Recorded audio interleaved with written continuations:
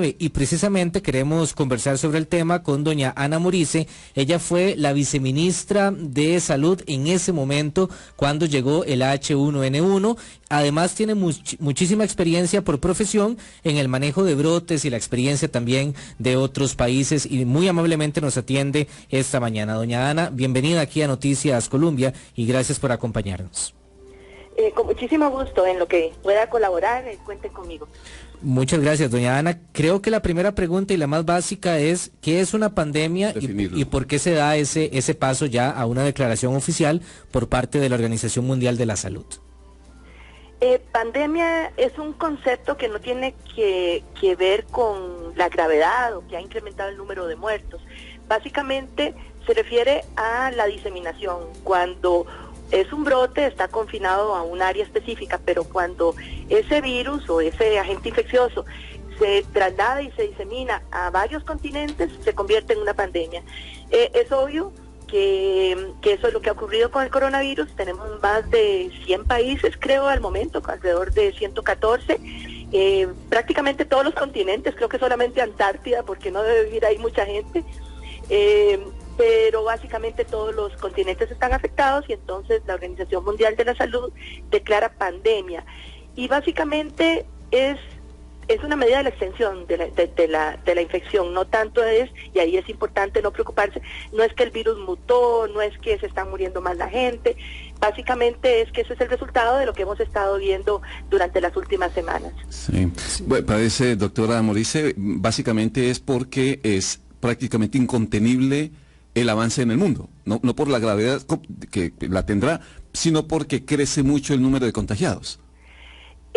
No solamente el número, sino el número de países que reportan casos reportados. Van 114, pandemia, en efecto. Sí, pandemia es más un efecto de la extensión, no tanto de la gravedad, y eso es importante porque podemos aprender de los países que iniciaron primero. Por ejemplo, sabemos que Wuhan específicamente, o China, ya parece que la curva va hacia abajo, o sea que las medidas de mitigación sería en este momento, porque no pudo contenerse el virus se escapó, digámoslo así, y se fue a otros continentes, y que han sido efectivas. Eso es bueno, aprendamos de lo que funcionó y de lo que no funcionó, y tenemos países que todavía no reportan casos y probablemente van a reportar casos. Entonces, al declarar la pandemia, podemos ver cuál es la situación de la curva epidémica en cada uno de los países o continentes incluso, porque ustedes ven en Europa la situación de Italia. Yo creo que Italia, cuando vio la cantidad de casos que tenía, ya incluso tenía muertos, o sea que no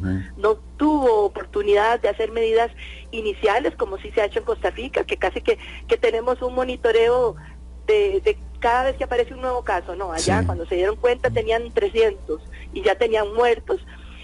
Bueno, eso no debería ocurrir y creo que no está ocurriendo en nuestro país, y eso nos debe hacer sentir, yo diría que orgullosos de tener un sistema de salud que responde, pero también cuidadosos, porque sabemos que el virus es altamente contagioso y que aunque la mortalidad no es muy alta, como por ejemplo en el ébola u otros agentes infecciosos, pues no es despreciable, un 2 o 3%, y sobre todo que son personas de riesgo, y creo que son más de 4.000 defunciones. O sea, esas defunciones no hubieran ocurrido si no tenemos el virus, así que hay que cuidarse. Sí, según los datos oficiales de la Organización Mundial de la Salud, 118.000 casos en 114 países, como mencionábamos, y el número que daban esta mañana, hace pocos instantes, 4.291 muertes. Sí me llama la atención, doña Ana, este reporte que daba el presidente de la OMS. Es la primera pandemia, decía él, que se está extendiendo por el mundo, pero que de cierta forma puede estar controlada. No sé si hay algún tipo de comparación que podemos hacer con la experiencia del 2009, que como decíamos,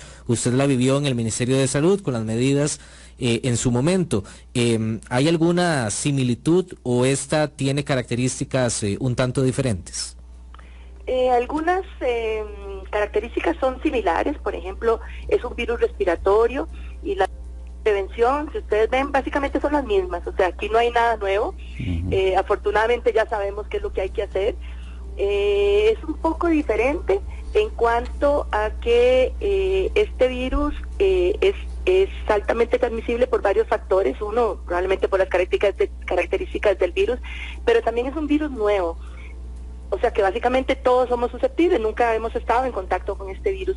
Con H1N1 pareciera que para algunos casos había alguna protección cruzada y no todas las personas se enfermaban, entonces la transmisibilidad de este virus es un poco diferente, y lo otro es que parece hasta el momento que el periodo de incubación es un poco más largo que el H1N1 y que personas que no tienen síntomas pueden transmitir la enfermedad, y eso hace que las medidas de contención o mitigación sean más complejas.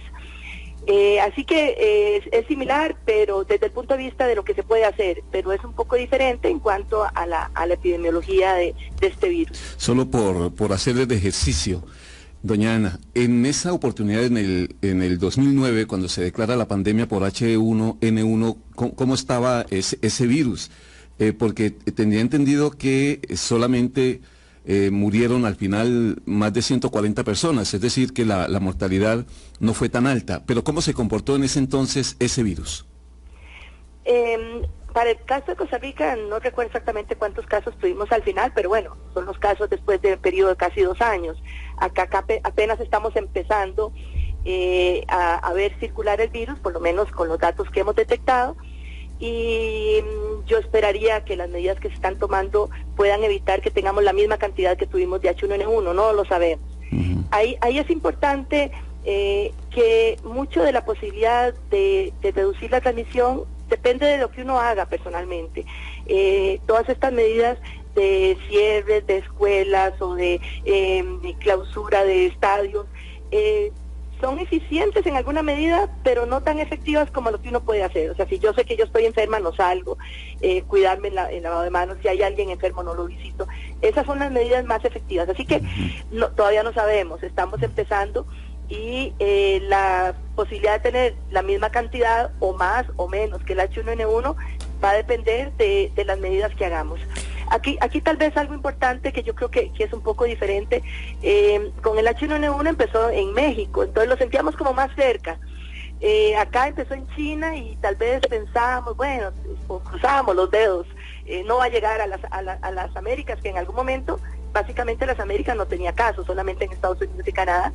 Pero bueno, al fin llegó y tenemos que prepararnos. Sí, tenemos que sumarle también, doña Ana, bueno, los casos de Panamá, que ya le hemos dado cobertura, inclusive con un fallecido. Esta mañana se reportaban 2 nuevos casos, o los primeros 2, mejor dicho, en Honduras, según informaba las autoridades de salud de ese país. Le quería preguntar, doña Ana, finalmente, aprovechando su experiencia, ha estado en otros países, conoce cómo se maneja este tipo de situaciones y los brotes, y sé también que está ya fuera, digamos, del ámbito político, así que es una voz, creo que autorizada. ¿Qué piensa de las medidas que ha tomado el gobierno? ¿Son razonables? ¿Cree que podríamos ir un poquito más allá?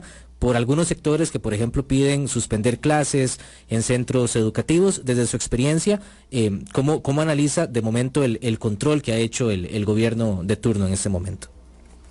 Yo creo que las medidas que ha tomado el gobierno, el Ministerio de Salud y la Caja han sido las apropiadas. Aquí lamentablemente no hay recetas, o sea, toda medida que uno hace tiene pros y contras, y hay que hacer un balance entre el riesgo de enfermar y de proteger a la gente, y también el impacto económico que pueda tener.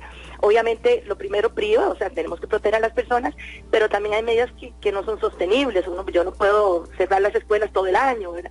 Entonces yo creo que el Ministerio y el gobierno ha hecho un balance acertado. Algo muy importante es estar informado de primera mano, y me parece que viendo la detección de casos, fue el primer país de Centroamérica que reportó casos, y eso no es malo necesariamente. Yo pienso que en los otros países puede estar circulando y el sistema no ha sido capaz de detectarlo, simplemente fuimos mejor detectando esos primeros casos, y si ustedes ven, hasta ahora ha habido un adecuado seguimiento de las cadenas de transmisión. Tenemos casi que con nombre, apellido y edad cuáles son los casos. Eso no implica que pueden haber casos que no se han detectado, y probablemente lo haya. Entonces yo creo que ha sido bueno desde el punto de vista de cómo el sistema de vigilancia ha actuado, y creo que a nivel de información se ha dado, o sea, la población sabe qué es lo que hay que hacer. O sea, yo creo que el reto es que lo haga, el adecuado lavado de manos, técnica de toser y estornudar, aislamiento de personas sospechosas o de contacto. Yo creo que eso la población sabe lo que tiene. Yo creo que el reto es que lo haga, que sea responsable, Y esta última medida, que obviamente duele, sobre todo para empresas que se pueden ver afectadas, o incluso cadenas de producción, de cerrar una actividad pública, yo creo que no son tan efectivas como las medidas individuales, pero en algunos momentos como el de ahora hay que tomarlos para tratar de reducir la transmisión. Obviamente no son sostenibles y creo que el Ministerio de Salud dio un plazo, así que yo creo que hay que valorarlo, pueden cambiar. Pero también no creo que haya que cerrar todas las escuelas y hacer un pánico total, sino que hay que ir paso a paso monitoreando cómo va la curva epidémica, la transmisión del virus, y con base en eso tomar decisiones. Pero en resumen, yo creo que el abordaje que ha dado Costa Rica es el apropiado, y prueba de eso es que afortunadamente hasta ahora no tenemos muertos. Yo creo que también tenemos la capacidad de atención y el personal preparado y los insumos disponibles para poder atender a las personas más graves. Doña Ana, ha sido muy amable, muchas gracias, y estaremos también pendientes de cómo va evolucionando esta información. Muchas gracias. Doña Ana Morice, ella fue viceministra de Salud en el momento de la pandemia de H1N1 y también conocedora en el manejo de brotes en otras naciones también del mundo. Estuvo también en INCIENSA, que en este momento es también la entidad responsable de analizar cada una de las muestras.